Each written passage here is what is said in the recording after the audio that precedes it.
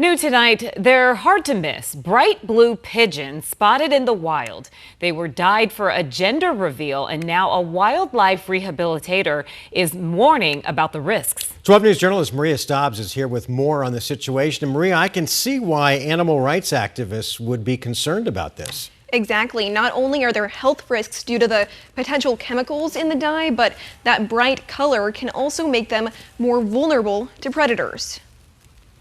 At Crystal's Critter Haven, animals of all shapes and sizes come through the doors.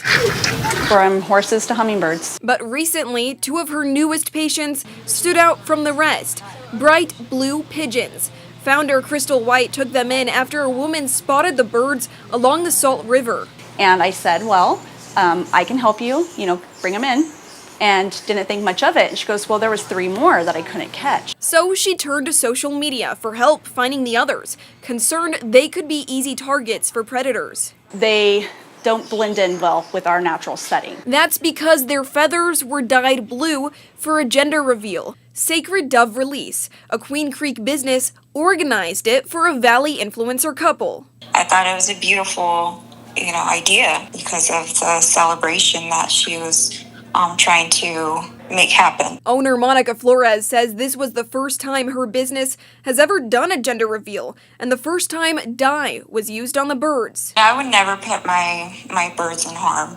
I use non-toxic food coloring. I have my own procedure on how I apply it to them. Flores says most of the birds returned home. They're thriving and happy and flying around. And that it's normal for some to fly long distances before coming back. The birds could travel up to 300 miles. Sometimes they don't come directly home, but they always make it home. Still, Crystal warns putting any substance on a bird can come with risks. They have very sensitive respiratory systems, and so them inhaling anything or ingesting anything could possibly cause harm too. The couple involved did not want to talk on camera, but tells 12 News they were misled, saying they're heartbroken and wish they could change what happened.